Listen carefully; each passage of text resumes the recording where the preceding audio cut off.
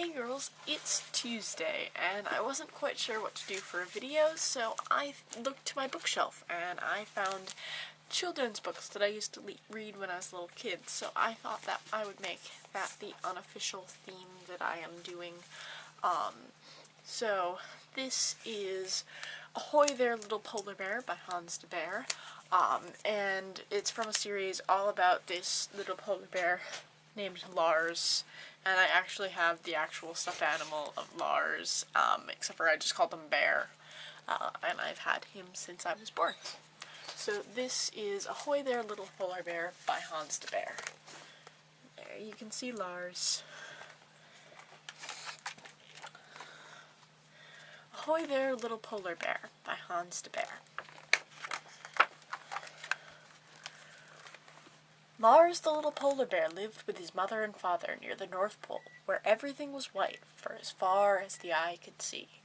Although he spent much of his time alone, he was happy. There's Lars. And Lars likes jumping off of things.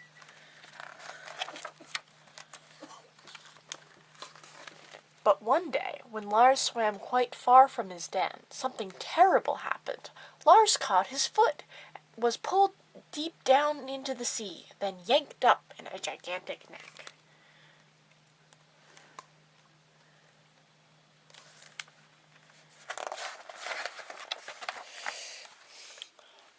Lars dropped to the ground with such a bang he fainted. When he awoke, he couldn't tell where he was. Above him was a ladder, so we climbed up the slippery rungs. There's Lars. Look at that ship.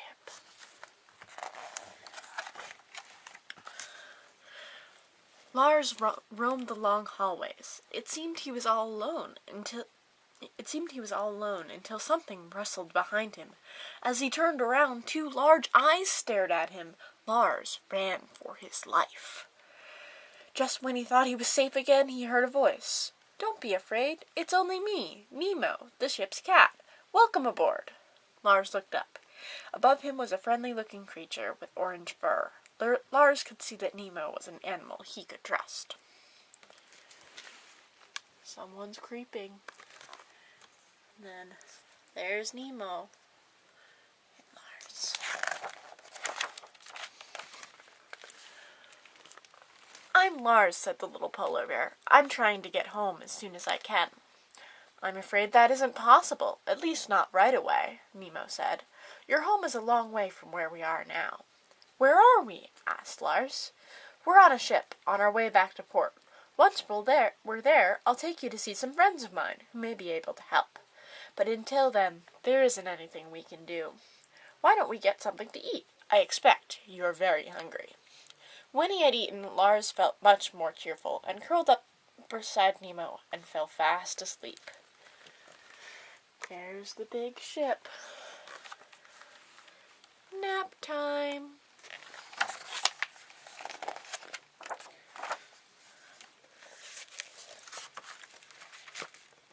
When they awoke, Nemo took Lars up to the deck. "Look," he said, pointing to the horizon, which was aglow with lights. "That's the port. We'll be there soon." Lars was so excited he could hardly wait to go ashore. When the ship had come into port, Lars eagerly followed Nemo onto the deck and over the plank. "Try to look inconspicuous," Nemo said.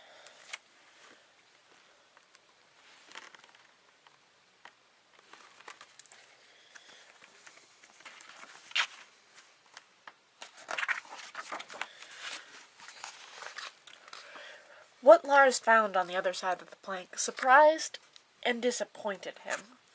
Everything was untidy and dirty. "I'm afraid this isn't a very clean place," sighed Nemo. "We'd best hurry. Follow me around the back way.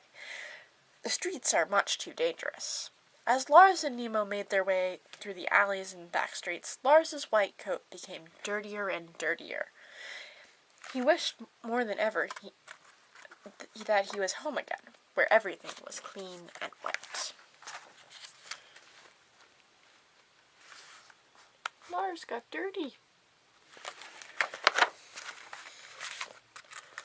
Uh-oh, looks precarious. Following Nemo over fences and along walls took all of Lars's efforts. At last Nemo stopped. "We have arrived," he announced. "Wait here a moment." It was very dark. Many eyes were staring at Lars. He grew quite nervous. But the eyes belonged to some more cats who turned out to be just as friendly as Nemo. The cats looked grave as Nemo explained Lars's problem. They thought it over for a few minutes. Then a black and white cat stepped forward. "I'm Johnny, also a ship's cat," he said. "My ship is leaving for the Arctic tomorrow. We must get you on board before daylight." So many eyes.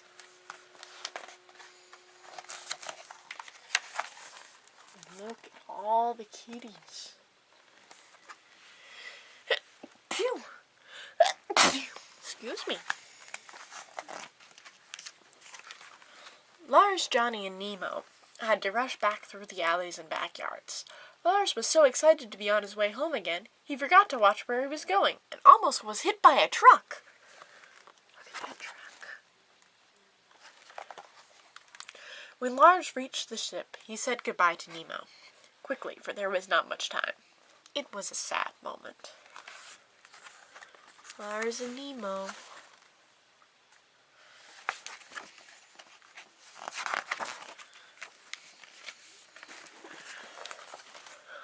For Lars, the time on the ships passed quickly. It wasn't long before he spotted something wonderful on the horizon. "Look, Johnny," he shouted, "the North Pole! See how clean and white it is?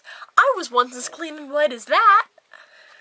That night, when the ship anchored, Lars thanked Johnny and set off for the white shores of the North Pole.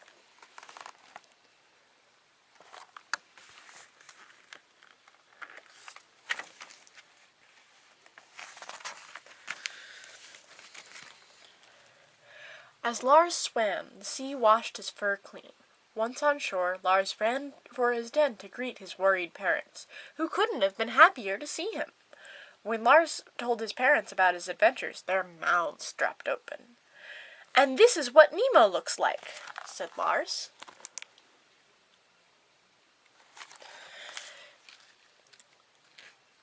As he tried to look like a cat. Although his parents were not sure they understood, they were so happy to have Lars home again, it didn't really matter. That night they all slept close together. After that day, Lars's father often found his son gazing out at the horizon. "What are you looking for?" he asked. "Ships," said Lars, "and cats too. Someday a cat might fall off a ship and come and visit us." I don't think kitties would come and visit the North Pole. And then you can see that Lars is happy again. And so that is Ahoy There, Little Polar Bear by Hans de Beer.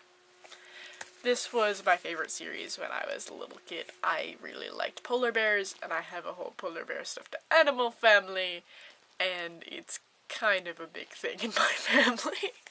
So, yeah, so that's my story, and I hope you girls have a good week.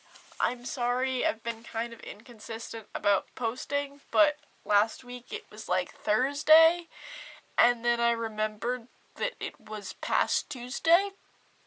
Yeah, I'm not doing good. It's kind of crazy right now, but I will do my best. Also, check out this tree and the weird funky thing it's doing. I don't know if you can see that on the video, like in the YouTubes, but it looks like it's all color dancing, so I'll leave you with color dancing. I'll see you tomorrow, Nia.